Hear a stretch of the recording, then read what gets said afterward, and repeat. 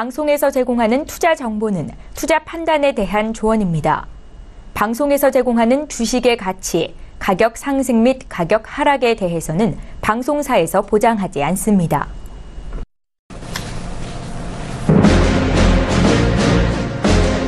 네, 안녕하세요. 해외 선물의 시즌2 MC 김은혜입니다. 자, 오늘도 여러분들을 위해서 해외 선물 스페셜 강의를 준비를 했습니다.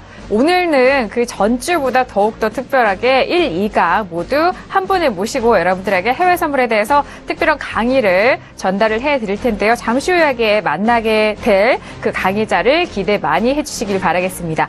저희 해외 선물의 신을 통해서 제공되는 정보는 상품의 가치와 수익률을 보장하지 않는다는 점 다시 한번 고지 도와드리도록 하겠고요. 자, 오늘도 1강과 2강 연이어서 해외 선물에 대해서 알차게 알려주실 트레이더님이 제 옆에 나와 계시는데 그에 앞서서 먼저 화면 통해서 트레이더님을 확인합니다.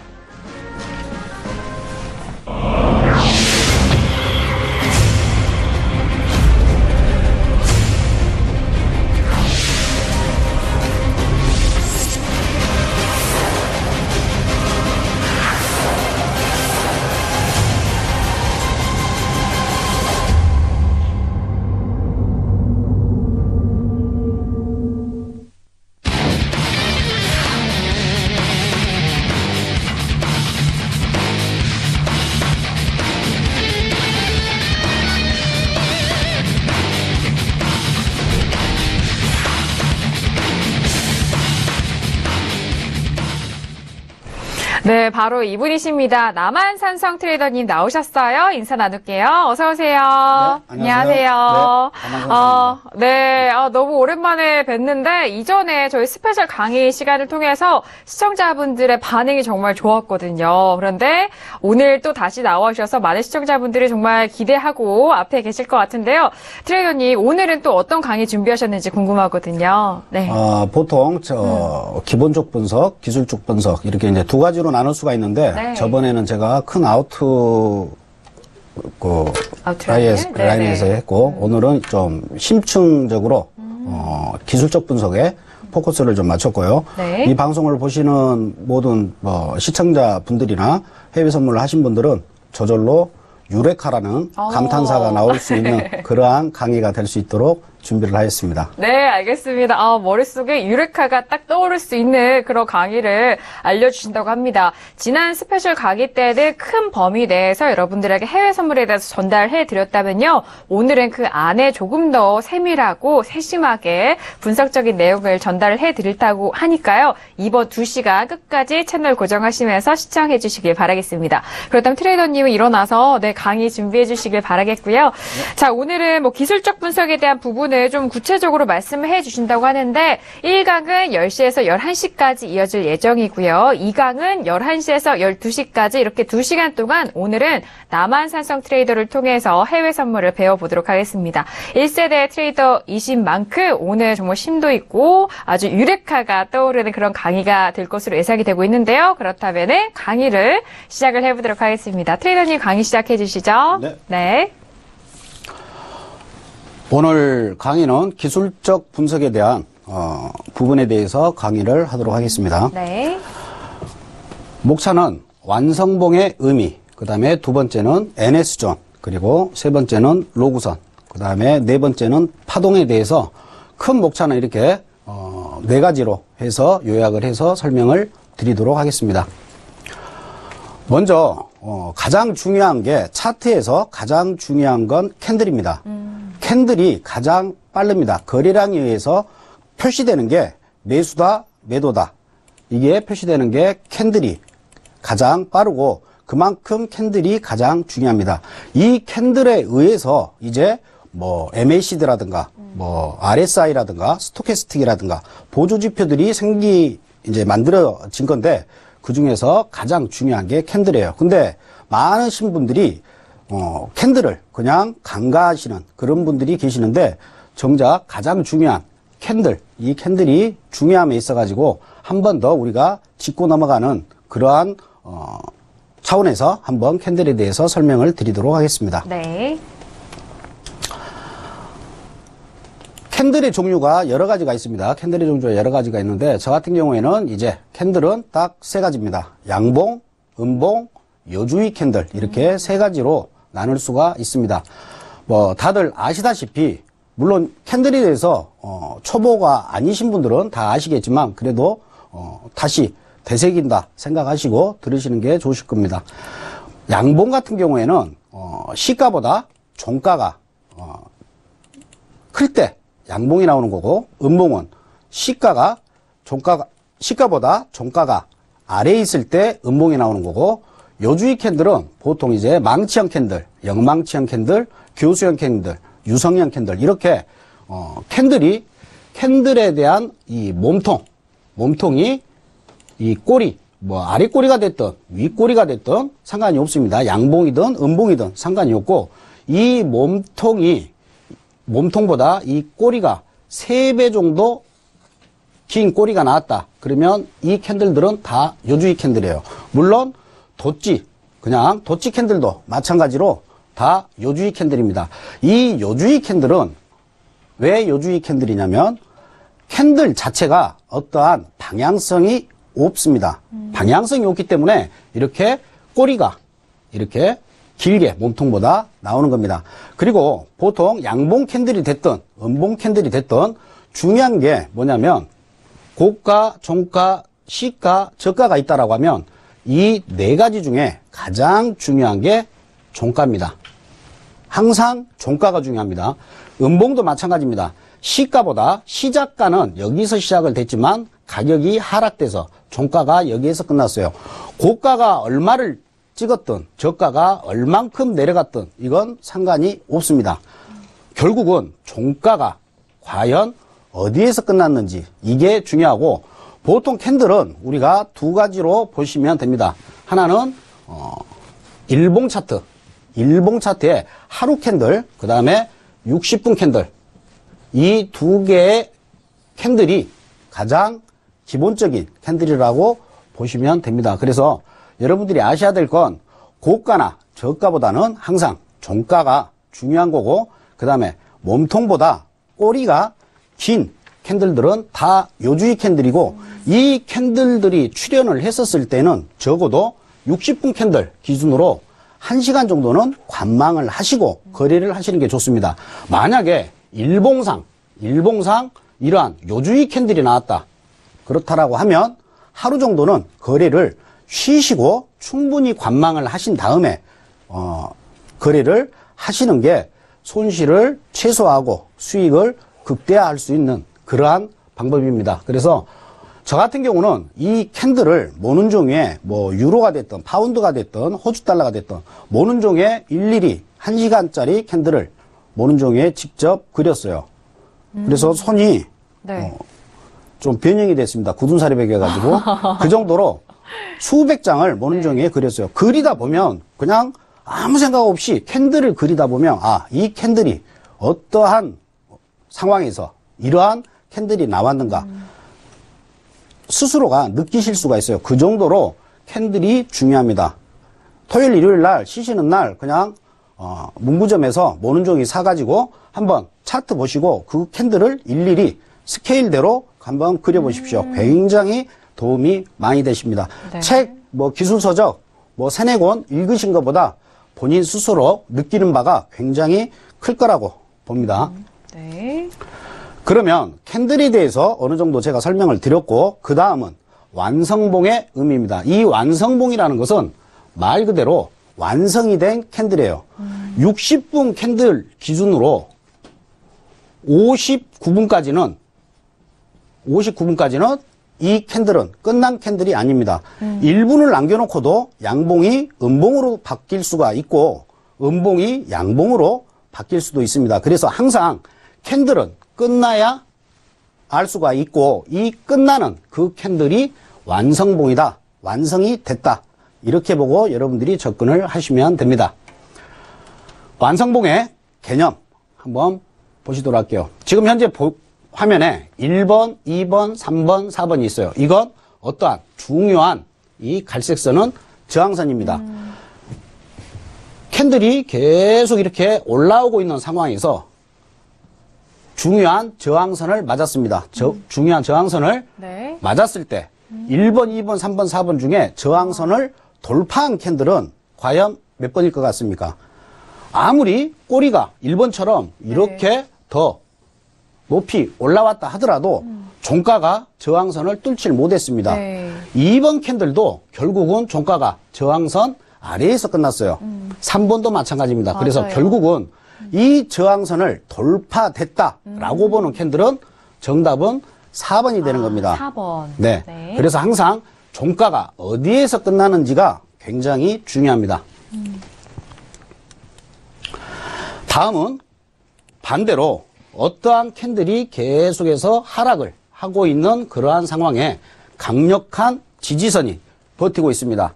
1번 캔들은 지지선을 뚫고 왔지만 결국은 종가는 지지선 위에 끝났어요.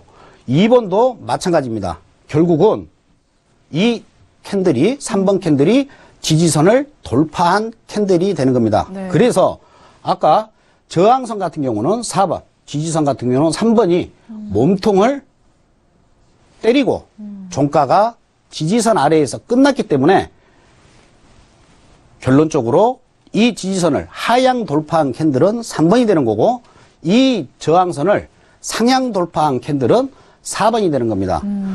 그냥 이렇게 건드렸다고 해가지고 지지선이 돌파가 됐다. 이건 잘못된 인식이기 때문에 이 부분이 중요해요. 그래서 이게 완성봉이 됐다. 그러면 결국은 4번 캔들은 저항선이 돌파된 완성봉이 된 거고 3번 캔들이 지지선을 하향 돌파한 완성봉이 된 겁니다. 네. 그러면 이 기본을 가지고 거래에 어떻게 활용하는지 한번 살펴보도록 하겠습니다. 네.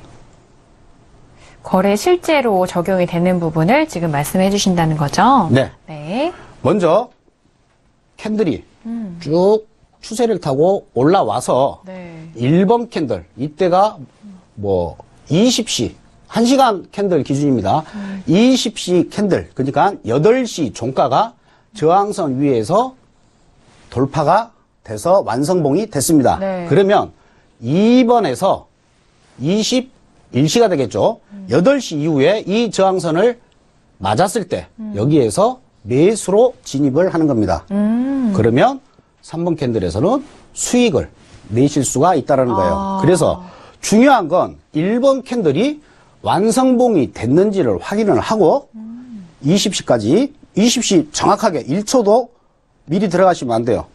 확인을 하고 2번 21시 캔들에서 진입을 한다. 그리고 22시가 되고 23시가 되면 계속해서 수익을 우리가 이끌어낼 수가 있습니다. 네. 반대로 어떠한 추세가 쭉 올라왔어요. 네. 그래서 똑같은 상황입니다. 저항선이 1번에서 돌파가 됐습니다.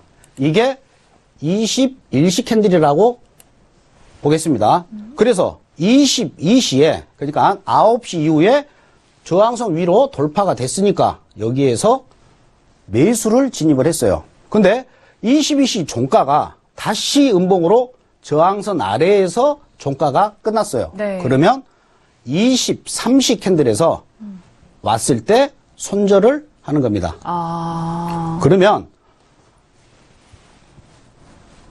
이 상황에서는 수익으로 우리가 수익을 내실 수가 있었겠고 이 상황에서는 본절에 우리가 손절을 하고 나올 수가 있지만 손실폭이 작다는 거죠. 그렇죠. 그래서 이렇게 완성봉이 그만큼 중요한 거고 이것만 여러분들이 개념만 아신다 그러면 거래를 하실 때 굉장히 용이하게 거래를 하실 수가 있습니다.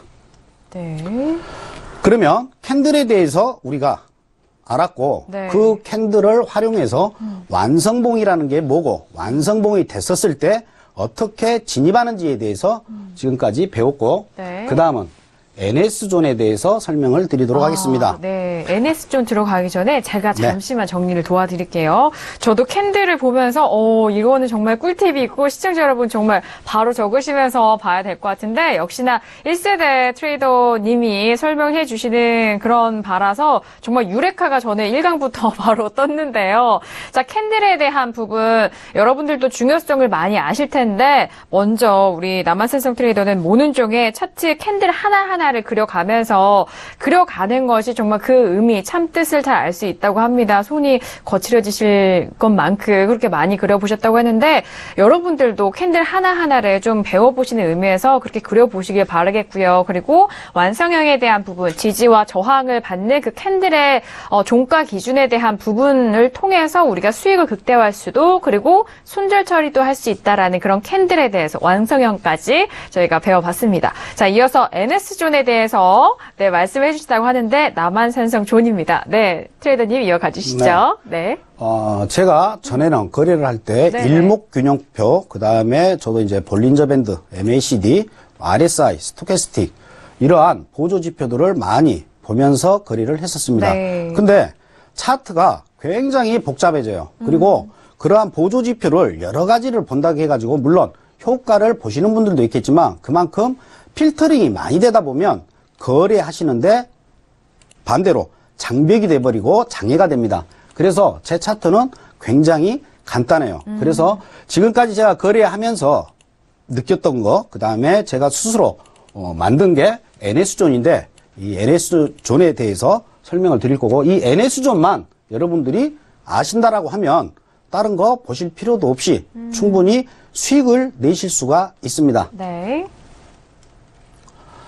지금 보시게 되면 현재 초록색 선이 있습니다.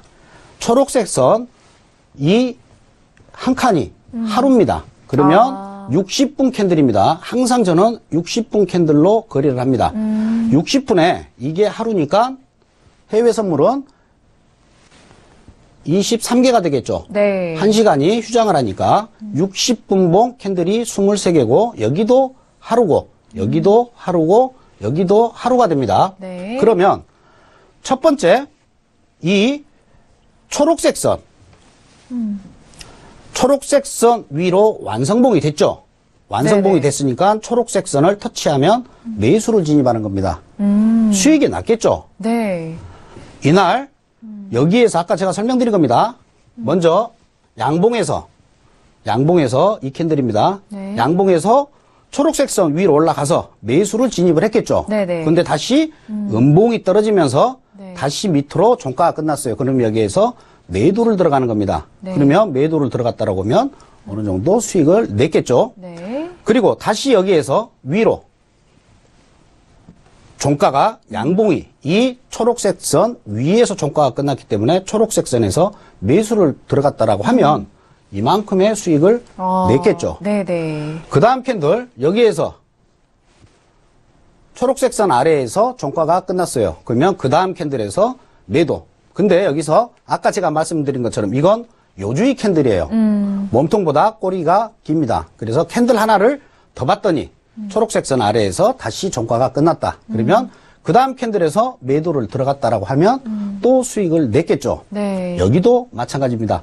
현재 보고 계시는 차트는 5일입니다. 5일 2017년도 5월달 차트인데 이 선 하나만 가지고도 충분히 거래를 하실 수가 있고 이 선을 이용해서 거래를 하면 하루에 많이 거래를 한다라고 하면 3번 정도 하실 수가 있어요. 그러니까 거래하는 횟수도 그렇게 과하지가 않고 적절한 거래 횟수를 가지고 충분히 수익을 내실 수가 있습니다. 네. 그 다음은 골드입니다. 아까와 똑같은 60분 캔들이고 똑같은 초록색 선입니다. 여기에서 보시게 되면 초록색 선 위에서 종가가 끝나면 매수로 진입을 하시면 됩니다. 여기도 매수로 진입을 하시면 되는 거고 여기는 거꾸로 매도 진입이고 여기는 매수 진입이에요. 이것만 지켰다라고 하면 이 거래하시는 이 차트를 보고 거래한 매매자는 1, 2, 3, 4일을 연속으로 수익을 내실 수가 있었을 겁니다. 이건 골드였습니다.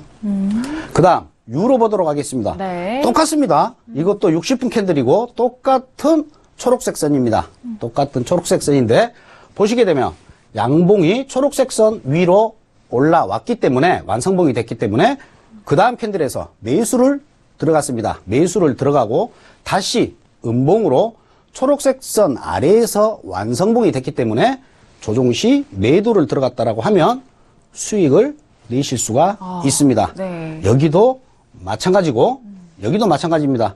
음봉이 나오고 나서 완성봉이 됐기 때문에 완성봉이 일단 되면 이 초록색 선 아래에서는 계속해서 매도만 공략을 하는 거고 네. 초록색 선 위에서는 계속 매수만 공략을 하시면 돼요. 여기도 마찬가지가 되겠습니다. 초록색 선 위에서는 매도는 여러분들이 생각을 안 하시는 게 좋아요. 여기에서 이만큼 올라와서 이거 먹으려고 진입을 하는 게 아닙니다. 이걸 먹으려고 진입을 하는 게 아니고 조정을 줄 때 여기서 수익을 내시는 게 좋아요. 네. 그러면 결론적으로 여기서 보시게 되면 초록색 선 아래에서는 그냥 매도만 계속해서 공략을 하시면 되고 초록색 선 위에서는 매수만 공략을 하시면 된다라는 결론이 나옵니다. 그러면 과연 유로, 그 다음에 골드, 오일 이 세 가지를 봤는데 과연 그러면 이 초록색 선은 과연 뭘까? 궁금하시겠죠? 네, 그럼요. 지금까지 설명드린 기본입니다. 초록색 선 위로 올라타서 완성봉이 되면 매수가 되는 거고 초록색 선 아래로 완성봉이 되니까 매도가 되는 거고 초록색 선 아래에서는 매도로 공략을 한다. 그러면 이 초록색 선의 정체는 과연 뭐냐면 바로 시가선입니다. 아, 시가선. 시가선은 우리가 해외 선물 기준으로 지금은 썸머타임이 네. 시행되고 있기 때문에 한국 시간입니다. 한국 시간으로 오전 7시 시가선이 됩니다. 종가는 전일 06시가 종가가 됩니다. 그래서 06시에서 오전 7시까지 1시간을 휴장을 하고 해외 선물은 23시간 진행이 되는데 오전 7시 땡 해서 시작되는 그 시가선이 바로 지금까지 설명드린 이 초록색 선이 되는 겁니다. 네. 그러면 단일 시가선이 왜 중요하냐? 시가선 위에 캔들이 있다라고 하는 것은 일봉상 현재 양봉으로 계속 진행되고 있다라는 뜻이고 네. 시가선 아래에 있다라고 하는 것은 일봉상 음봉으로 계속 진행되고 있다라는 겁니다. 그래서 당일에 일봉이 양봉이 되느냐 음봉이 되느냐 그 쉽게 얘기해서 38선이 시가선이 되는 겁니다. 그래서 이 시가선이 그만큼 중요하고 이 시가선만을 가지고 거래를 하셔도 충분히 수익을 내실 수가 있다라는 겁니다. 네. 그래서 이 초록색 선의 정체는 시가선이었습니다. 네. 이런 탑 시크릿을 알려주셔도 되는 거예요? 네.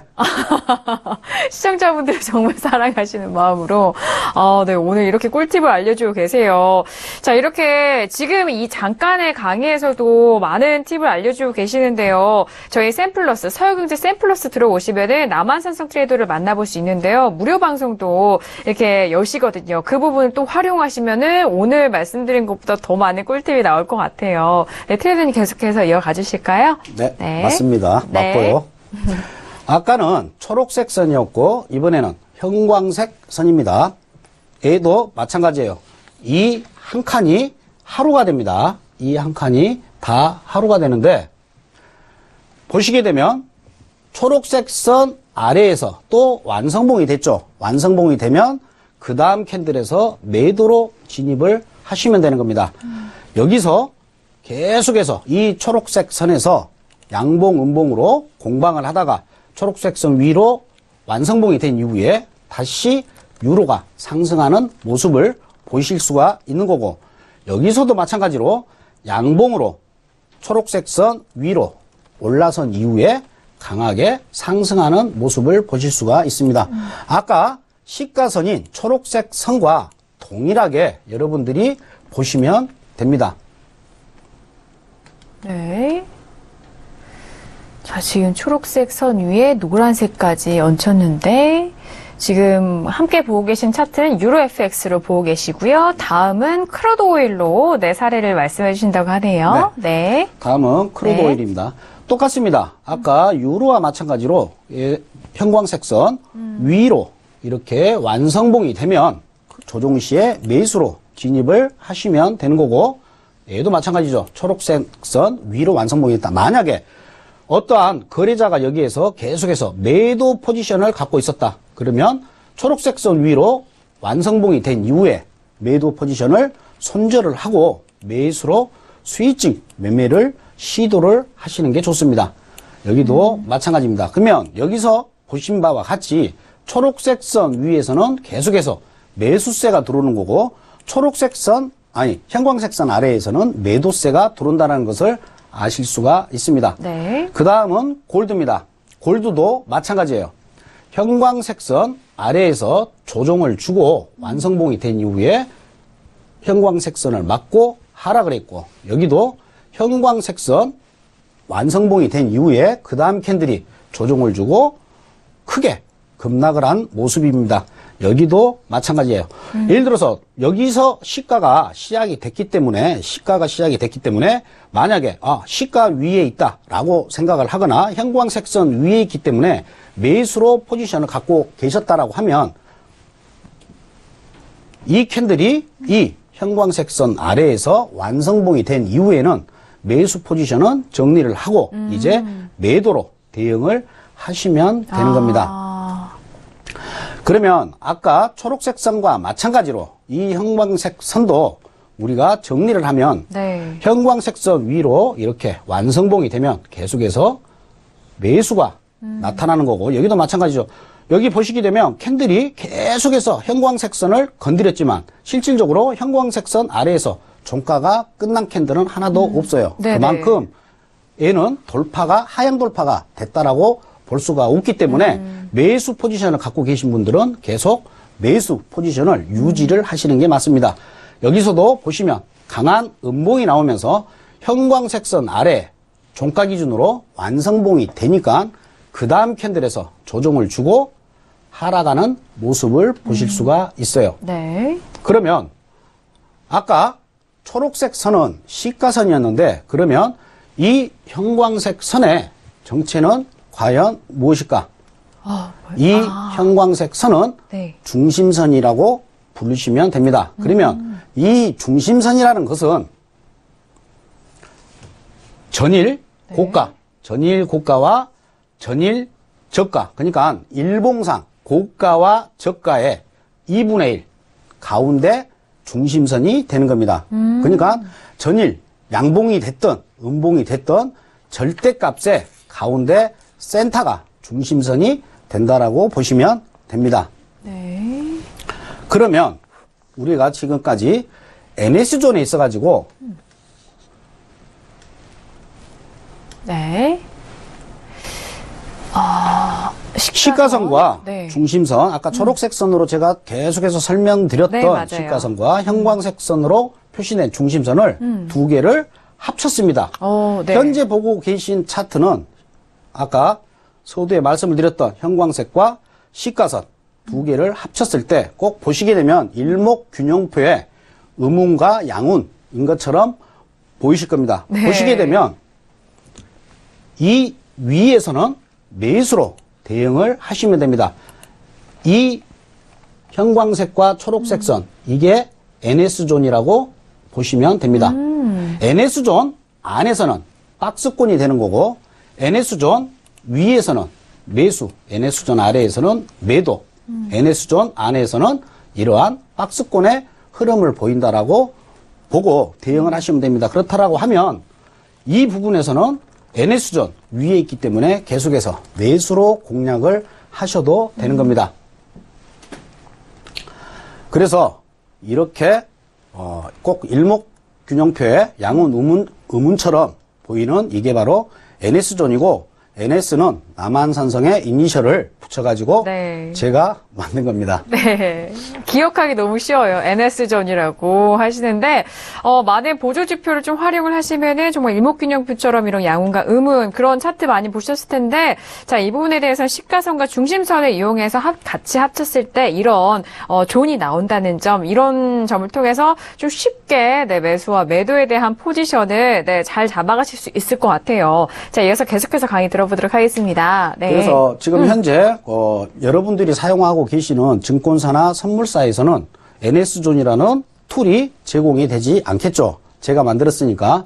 그러면 여러분들께서는 일반 시가선은 보통 HTS에서 다 제공이 되고 있어요. 그러니까 네. 시가선문을 활성화를 시키시고 나머지 선들은 다 지우시고 이 형광색선, 중심선은 여러분들이 그날 전일에 고점, 저점을 계산을 하셔가지고 가격을 표시를 해놓고 거래를 하시면 충분히 NS존을 활용해서 거래를 하실 수가 있습니다. 네. 이것만 가지고 거래를 하실 수가 있는 거고 유로가 됐든 호주 달러가 됐든 오일이 됐든 골드가 됐든 다 NS존 가지고 거래가 충분히 가능하고 수익을 극대화시킬 수가 있고 손실은 최소화시킬 수가 있고 또 한 가지 거래하는 횟수를 현저하게 줄일 수가 있으면서 뇌동매매를 자제하게 할 수가 있습니다. 당일 시가 위에 현재 캔들이 있다라고 하면 매도는 불가합니다. 절대 시가 위에서는 매도를 들어가시면 안 돼요. 온리 매수만 생각을 하시는 게 좋습니다. 네. 그리고 1차 목표가는 만약에 당일 시가에서 내가 매수로 진입을 했다라고 하면 NS존 상단이 1차 목표가가 됩니다. NS존 상단이 시가가 될 수도 있고 중심선이 될 수도 있어요. 그때마다 틀리겠죠. 그래서 당일 시가 위에서는 매수를 항상 여러분들이 들어간다라고 생각을 하시고 1차 목표가는 NS존 상단이 된다. 만약에 현재 진행되고 있는 캔들이 당일 시가 아래에 있다. 그러면 매수는 불가합니다. 시가 아래에서는 절대 매수는 안 들어가시는 게 좋습니다. 온리 매도만 계속해서 공략을 하시고 매도를 공략하는 과정에서 아까 화면에 차트를 보셨듯이 시가 위로 캔들이 완성봉이 됐다. 그러면 그때부터는 이제 매수로 여러분들이 공략을 하시면 됩니다. 1차 목표가는 시가 아래에서도 NS존 하단이 목표가가 됩니다. 만약에 매도를 진입을 했다라고 하면 그러면 이걸 가지고 한번 차트를 보도록 하겠습니다. 네. 여기에서 완성봉이 돼서 네. 진입을 했습니다. 그러면 목표가는 NS존 상단 이 선에서 청산을 하시면 되는 겁니다. 그리고 그 다음날 시가 아래 NS존 안으로 들어왔습니다. 매도를 들어가시면 되는 거고 목표가는 NS존 하단까지만 보는 겁니다. 이것까지 다 먹을 수는 없습니다. 아, 그렇군요. 네. 그리고 이날도 마찬가지죠. 이날도 그렇게 보시면 됩니다. 근데 여기에서 당일 시가 위 아까 제가 설명을 드렸습니다. 당일 시가 위에서는 매도는 불가, 온리 매수다라고 말씀을 드렸는데 단 예외 규정이 있습니다. 평균 변동폭 이상일 때는 매도가 가능합니다. 이 말은 무슨 말이냐? 이게 시가선이라고 보겠습니다. 시가선인데 계속해서 시가 위로 올라가고 있어요. 올라가고 있는 과정에서 제가 그랬죠. 시가선 위에서는 매도는 들어가시면 안 된다라고 말씀을 드렸어요. 매도는 들어가시면 안 됩니다. 네. 근데 어디에서 매도를 들어갈 수가 있냐? 당일 저점 대비 모든 상품에는 평균 변동폭이라는 게 있습니다. 하루에 움직일 수 있는 양이 평균적으로 어느 정도 그 폭이 있어요. 이 폭만큼 도달한 지점에 중요한 저항선이 있다라고 하면 여기에서는 매도를 들어가실 수가 있어요. 하지만 시가 위에서 매도를 들어가실 때에는 어찌됐든 간에 추세 자체가 매수세가 강하기 때문에 네. 매도 포지션은 짧게 여러분들이 대응을 하시는 것이 리스크를 줄이는 방법입니다. 네. 거꾸로 당일 시가 아래에서는 매수가 불가, 온리 매도라고 아까 말씀을 드렸습니다. 네. 근데 시가 아래를 깨고 계속해서 어떠한 추세를 가지고 떨어진다. 근데 만약에 이 상품이 5일이다. 근데 5일 당일 고점에서 현재 떨어진 자리가 예를 들어서 약 120틱이 120틱이 지금 내려온 상태다. 그러면 보통 5일 같은 경우에는 평균 변동폭이 약 한 120에서 150틱 네. 정도가 되는데 거기에서 어떠한 중요한 지지선이 있다. 그러면 여기에서 매수로 들어가실 수가 있습니다. 이 예외 규정은 평균 변동폭 벗어났었을 때는 어느 정도 조정이라도 주는 타임이 왔기 때문에 여기에서는 진입을 하시는 게 좋습니다. 네. 막 떨어지고 있는데 전날도 많이 떨어졌어요. 네네. 떨어지고 계속 떨어진다 해서 지금 5일이 많이 내려왔구나. 여기서 매수 한번 들어가야지. 이렇게 생각을 하다가는 계속 물릴 수가 있습니다. 그렇죠. 그렇기 때문에 하루 변동폭을 보고 여러분들이 대응을 하시는 게 최대한 리스크를 줄이는 방법입니다. 그러면 네. 평균 변동폭에 대해서 보통 이제 레인지라고 그러는데 네. 평균 변동폭에 대해서 잠시 설명을 제 자리에 앉아가지고 네. 한번 자료를 가지고 한번 보도록 하겠습니다. 알겠습니다. 자, 각 종목마다 이런 변동폭이 있는데요. 5일 같은 경우에는 하루에 120픽 정도 정말 큰 변동폭을 보이고 있습니다. 이런 평균 변동폭에 따라서 이렇게 포지션에 대해서 좀 달리해야 할 점도 있고요. 앞서서 수익을 잘 내는 방법을 배웠다면 이 또한 리스크 관리도 함께 중요한 부분이기 때문에 앞선 방법과 또 뒤에서 뒷받침해줄 그 리스크 관리 방법에서도 함께 알려주고 계시는 것 같습니다. 좀 준비가 되셨나요? 네네. 네, 함께 알려주시죠. 그러면 지금 네. 현재 화면에 보시게 되면 네. 네, 남한산성 트레이더님의 화면 함께 보도록 하겠습니다. 네, 짚어주시면 될 것 같아요. 네.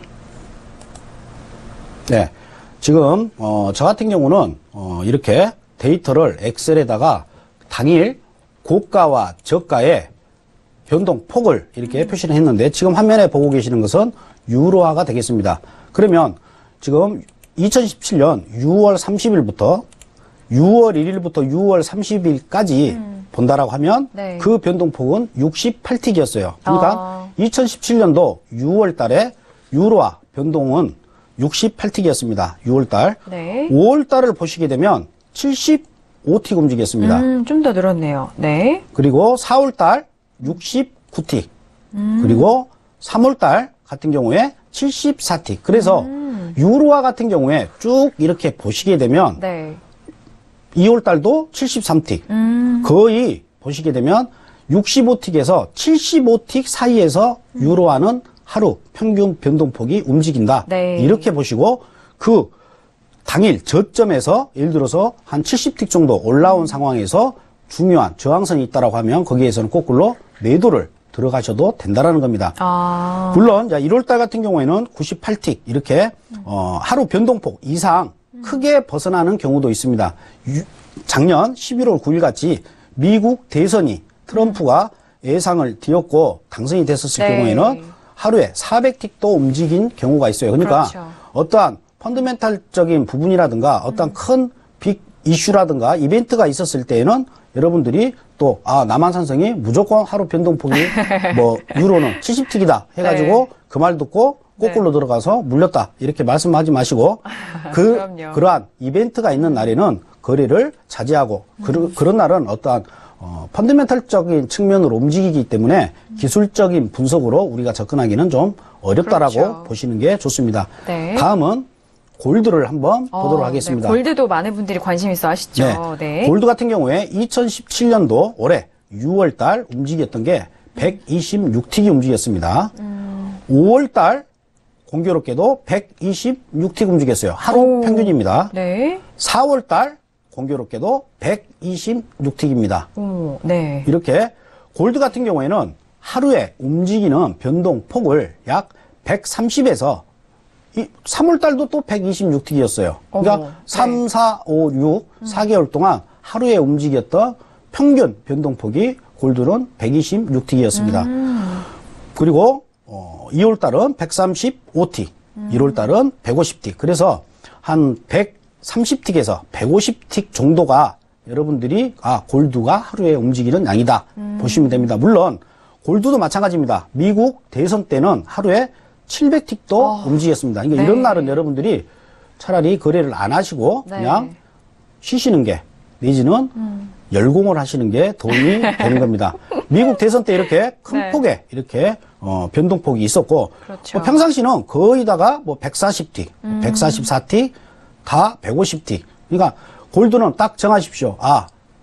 하루에 움직일 수 있는 평균 변동폭은 150틱이다. 아까 유로화는 70틱이다. 이렇게 생각을 하시면 돼요.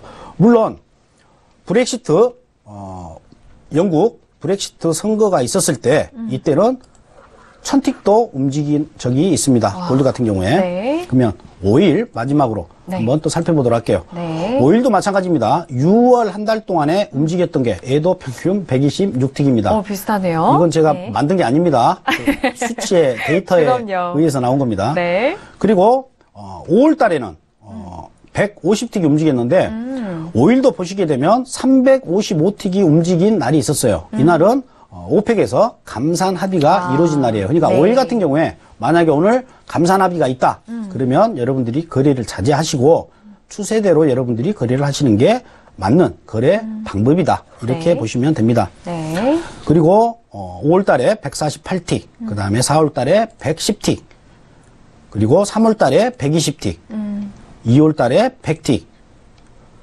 얘도 보면 한 달에 움직일 수 있는 변동폭이 한 120틱에서 150틱. 네. 5일도 그렇게 보시면 되고, 네. 이런 날도 작년 11월 31일 날 거의 500틱이 움직였는데, 이때도 감산, 합의가 이루어진 날이 됩니다. 이럴 때만 어느 정도 변동폭이 크고, 보시게 되면 11월 25일, 28일, 29일, 이날도 한 200틱 정도 움직임을 보였는데, 이때는 이제 감산이 합의가 된다, 안 된다, 비회원국이 참여를 한다, 안 한다.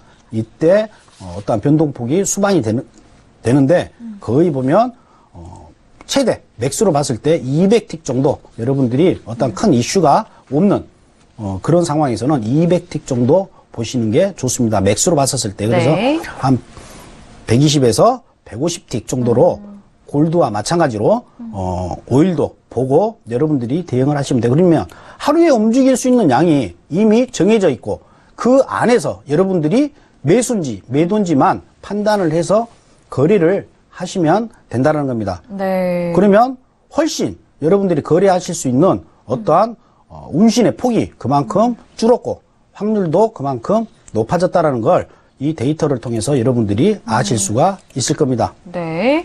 자, 이렇게 유로와 골드 그리고 크루드 오일에 대한 부분 하루의 변동폭을 또 꼼꼼하게 엑셀로 정리를 하시면서 말씀을 드렸는데요. 앞에서 저희가 말씀드렸던 평균 그 틱 잘 확인을 해보시길 바라겠고요. 각 종목당 강변동성이 나올 수 있는 그런 이슈, 이벤트에 대해서는 좀 보수적으로 좀 피해 있으시라라는 그런 포지션에 대한 말씀도 해주셨습니다. 자, 오늘 주제가 파워 노트인데 제가 봤을 땐 시크릿 노트 공개인 것 같아요. 비밀 노트 공개하는 것 같은데 자 이제 1부 거의 마무리할 시간이 됐는데 거의 마무리 단계에서 좀 정리 좀 도와주시죠. 트레이더님. 네. 그래서 방금 그 변동폭에 대해서 제가 설명을 드렸었는데 네. 아까 보신 그 엑셀입니다. 엑셀을 네. 제가 이게 표시했는데 지금 보시게 되면 유로화 같은 경우에 이렇게 변동폭이 난다. 그러면 아까 제가 말로 설명을 드렸었는데요. 보시게 되면 이렇습니다.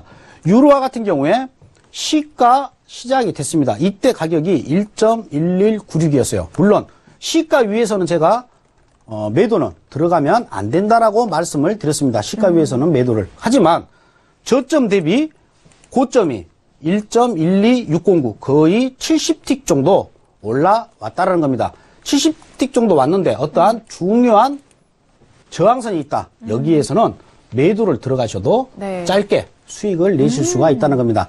단 시가 위에서 제가 매도는 불가라고 했는데 네. 예외 규정에 의해서 평균 변동폭에 의해 가지고 매도를 들어갈 때는 어찌됐든 추세 자체가 매수기 때문에 매도로 진입을 했었을 때는 리스크 차원에서 짧게 먹고 여러분들이 공략을 하셔야 된다는 겁니다.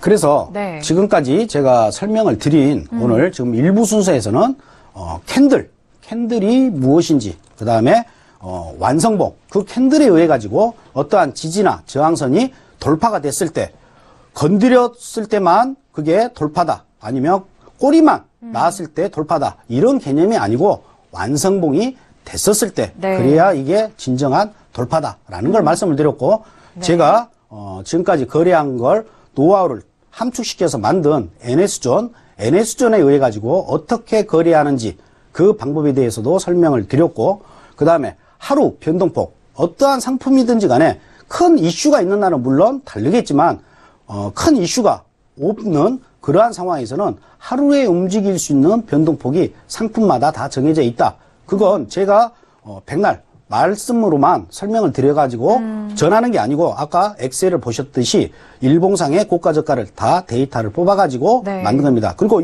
또 한 가지, 이 변동폭이라는 게 10년, 100년, 1000년 가는 게 아니에요. 보통 1년 정도 데이터를 뽑아가지고 여러분들이 활용을 하시면 됩니다.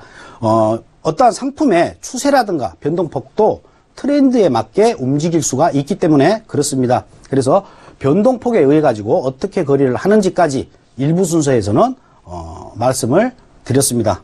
네, 알겠습니다. 남한산성의 해외 선물 파워 노트 1강 이렇게 이어갔습니다.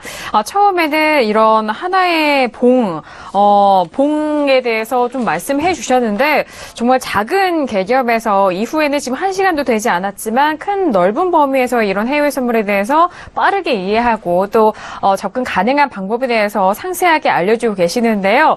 자, 1부 정말 1시간 동안 꽉 채워서 알려드렸는데, 잠시 후 2부가 더욱더 기대가 되는 남한산성 트레이더의 파워노트 강의입니다. 자, 1부 여기서 잠시 마무리하겠고요. 잠시 후 2부에서는 로고선에 대한 부분과 더욱더 심도 있는 해외 선물에 대해서 알려드린다고 하니까요. 끝까지 많은 시청 부탁드리도록 하겠습니다. 자, 1부 여기서 마무리하겠고요. 잠시 후 2부에서 다시 뵙도록 하겠습니다. 감사합니다.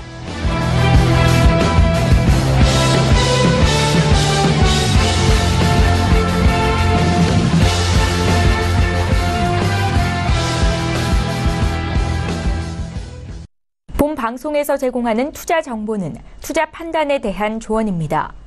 방송에서 제공하는 주식의 가치, 가격 상승 및 가격 하락에 대해서는 방송사에서 보장하지 않습니다.